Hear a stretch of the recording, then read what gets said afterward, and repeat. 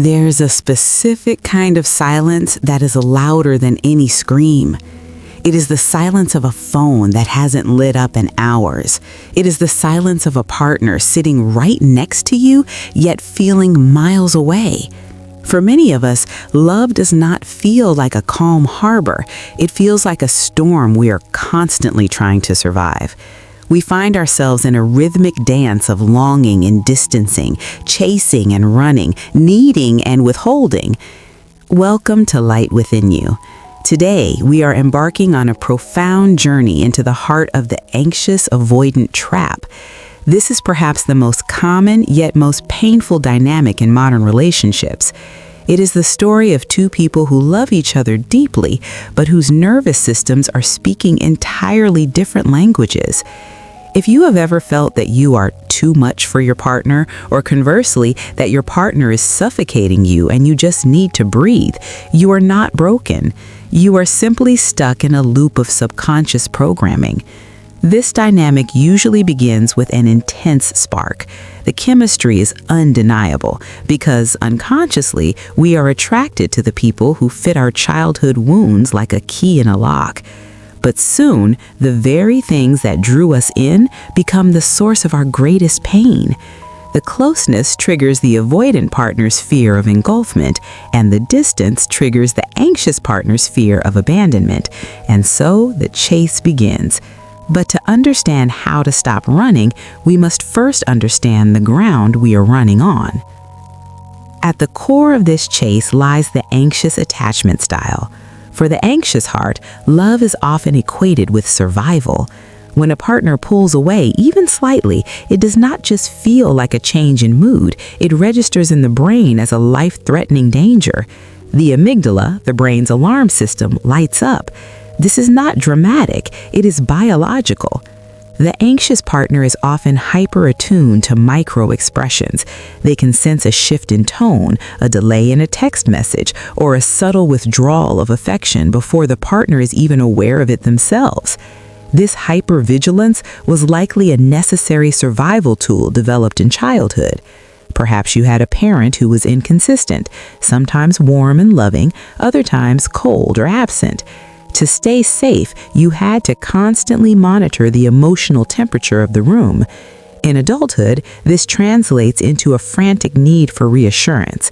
When the connection feels threatened, the anxious system goes into overdrive. You might find yourself protesting to get a reaction, calling repeatedly, sending long texts, or picking fights just to feel a pulse of connection. It is a desperate cry that says, "Do you still see me? Am I still safe?" But unfortunately, this intensity is often the very thing that pushes the other person further away, confirming the deepest fear that you are destined to be left behind. On the other side of this equation stands the avoidant partner. While the anxious person moves toward the fire to ensure it is still burning, the avoidant person steps back, fearing they will be burned. It is crucial to understand that avoidant attachment is not a lack of love, it is a defense mechanism against the loss of self. For the avoidant individual, intimacy often feels like a loss of autonomy.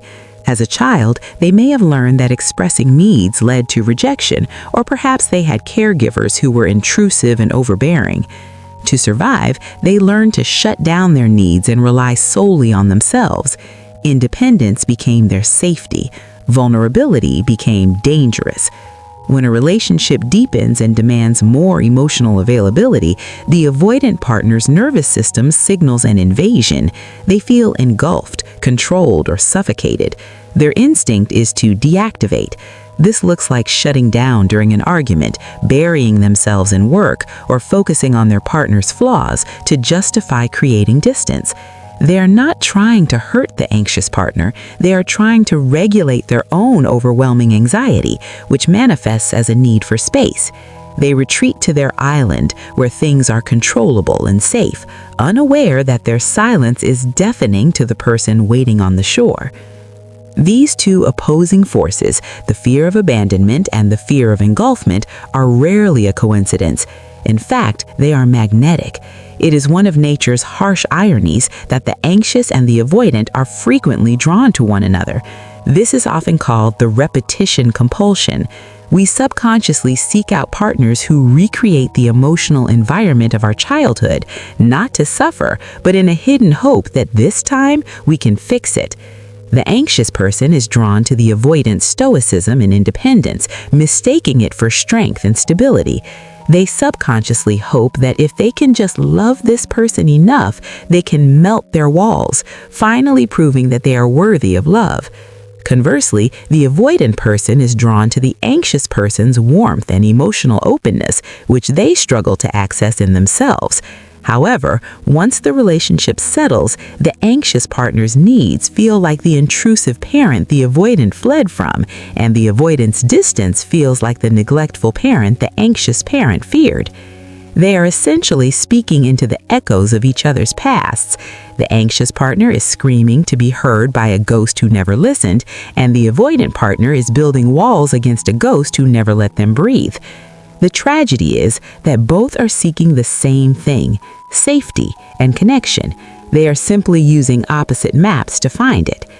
This leads to the predictable and exhausting cycle known as the anxious-avoidant trap. It usually starts with a trigger. Perhaps the avoidant partner has a stressful week at work and withdraws slightly to recharge. The anxious partner senses this withdrawal and feels a spike of panic. They seek closeness to soothe this anxiety by asking, "Is everything okay?" or demanding attention. The avoidant partner perceives this inquiry not as care, but as a demand or criticism. Feeling pressured, they take another step back. Now the anxious partner's panic turns into protest behavior. They might become critical, emotional, or demanding. "You never listen to me," or "Why don't you care?" The avoidant partner, overwhelmed by this emotional wave, shuts down completely or leaves the room. This confirms the anxious partner's worst fear. "I am too much. I am being abandoned." Simultaneously, it confirms the avoidant partner's worst fear. "Relationships are exhausting. I am losing my freedom." The cycle ends only when the anxious partner gives up and pulls away in defeat. Paradoxically, once the pressure is off, the avoidant partner feels safe enough to come back, and the cycle resets. It's a roller coaster of highs and lows that mimics passion, but is actually fueled by insecurity. To break this cycle, we must stop viewing it as a character flaw and start viewing it as a biological event. When we are triggered in this trap, we are not operating from our prefrontal cortex, the part of the brain responsible for logic, empathy, and reason. We are operating from the primitive brain. We are in fight, flight, or freeze. For the anxious partner, the body is flooded with cortisol and adrenaline, urging them to fight for the connection. Their system is hyper-aroused. They physically cannot calm down until they receive external reassurance. For the avoidant partner, the nervous system moves into a freeze or flight state. They experience emotional numbing. Their heart rate may actually increase, but their external expression goes flat. This is not indifference, it is a state of high physiological arousal that has been contained. Understanding this biology changes everything. It means that in the heat of the moment, talking often makes things worse. The anxious person cannot think their way out of the panic, and the avoidant person cannot feel their way into empathy when their walls are up. Healing requires us to learn how to regulate our nervous systems before we attempt to communicate.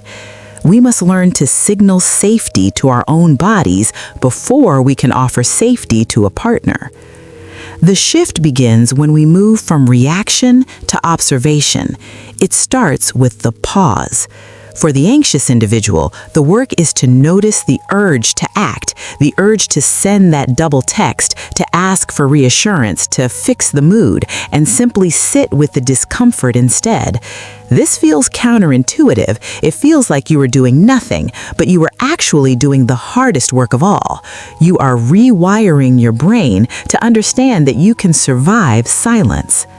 For the avoidant individual, the shift happens when you notice the urge to run or shut down. Instead of physically leaving or mentally checking out, you practice staying. This doesn't mean you have to engage in a 3-hour emotional conversation. It might mean simply saying, I am feeling overwhelmed right now, and I need 20 minutes to decompress, but I will come back to you. This communication bridges the gap. It gives the anxious partner the reassurance that they are not being abandoned, there is a promise of return, and it gives the avoidant partner the space they need without severing the connection. It turns a reactive cycle into a conscious choice. It is the first step toward what we call earned security. For the anxious partner, the path to earned security involves reparenting the inner child. The panic you feel is the child within you crying out for a parent to soothe them. In adulthood, you must become that parent. When the wave of anxiety hits, instead of looking for your partner to be the anchor, you must learn to drop your own anchor. This looks like self-soothing techniques, deep breathing, grounding exercises, or speaking kindly to yourself. You might say, I am feeling scared right now, and that is okay. I am safe.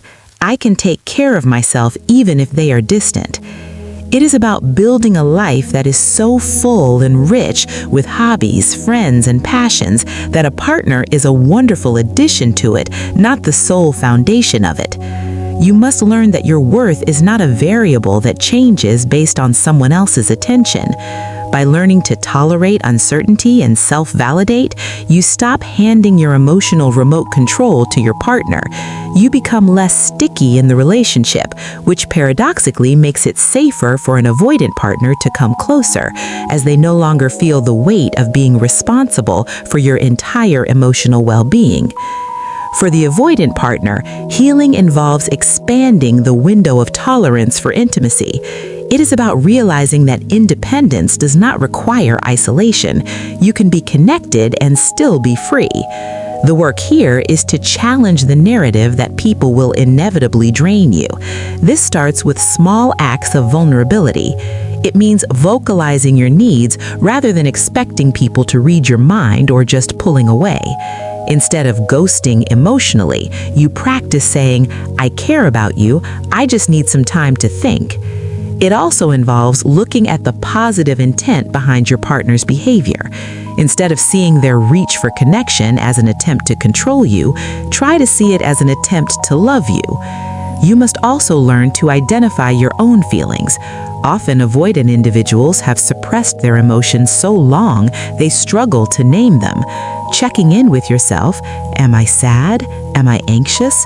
Helps you process emotions internally so you don't have to repress them. As you learn that you can set boundaries without ending the relationship, the fear of engulfment subsides. You realize that a healthy relationship is not a cage, it is a base from which you can explore the world. When both partners commit to this work, the relationship transforms. The anxious partner learns to stand on their own 2 feet, and the avoidant partner learns to lean in. The dynamic shifts from a runner and chaser to 2 adults walking side by side. This is not about changing who you are. It is about healing the wounds that kept you reacting rather than responding. A healed, anxious-avoidant relationship is powerful. The anxious person brings warmth, depth, and emotional intelligence. The avoidant person brings stability, autonomy, and strength. When balanced, they teach each other. The anxious person teaches the avoidant how to feel, and the avoidant teaches the anxious how to be independent. They move toward interdependence, where 2 whole individuals choose to share a life, not out of desperate need, but out of genuine desire. This journey is not linear. There will be days you fall back into old patterns, but the goal is not perfection, it is repair. It is the ability to come back together after a rupture and say, I got scared, rather than you made me feel. Thank you for journeying within today. If this resonated with your spirit, please subscribe to Light Within You. Remember, true love doesn't complete you. It complements the wholeness you build within yourself. Until next time, keep your light burning bright.